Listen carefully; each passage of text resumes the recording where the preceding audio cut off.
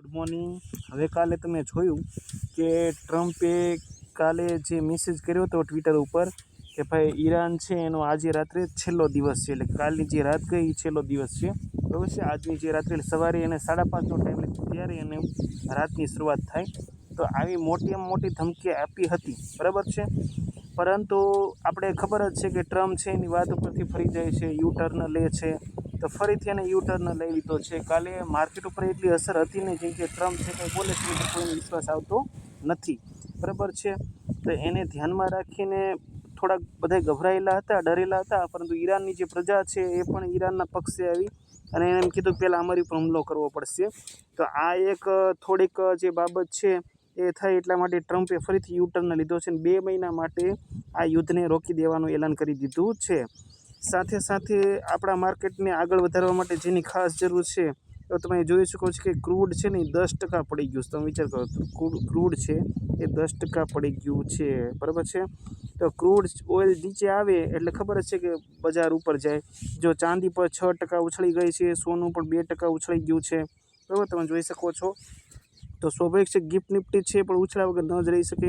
Gift Nifty પણ અત્યારે 815 કામ કરે છે, જ્યારે 6:30 ખુલી તો તે 913 હતા, અત્યારે 100 પોઈન્ટનું પ્રોફિટ બુકિંગ છે, 715 પોઈન્ટ ઉપર છે જો, અને આજે જાપાનના બજાર છે પણ ઉપર છે, બરાબર છે।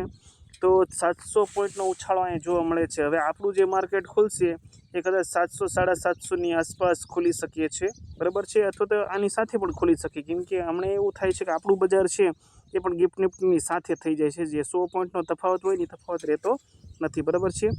જેમને કાલે પોઝિશન હોલ્ડ કરી હશે, જેમ કે જો મારી પોતાની વાત કરું, જો મેં અહીંયા મારી પોઝિશન હોલ્ડ કરી હતી, કેમ કે 1 તારીખથી માર્કેટ છે એ ધીમે ધીમે રિકવર થતું હતું, ક્રૂડ ઓઇલના ભાવ ઉપર હોવા છતાં પણ માર્કેટ રિકવર થતું હતું।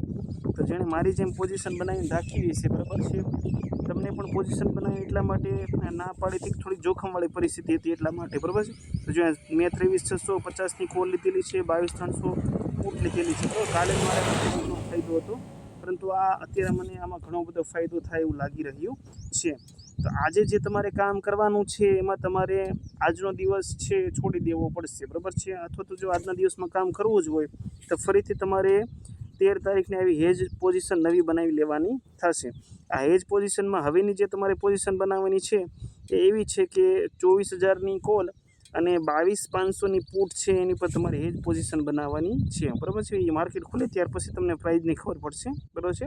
24,000ની પુટ 24,000ની કોલ લેવાની છે અને 22,500ની પુટ લેવાની છે, અથવા 24,000 કોલ ન લેવી હોય તો 24,800ની પણ ચાલે, પરંતુ એ અત્યારે મોંઘી પડશે, કારણ કે નવું અઠવાડિયું શરૂ થયું છે તો પ્રીમિયમ પણ ઊંચાય છે, બરાબર છે।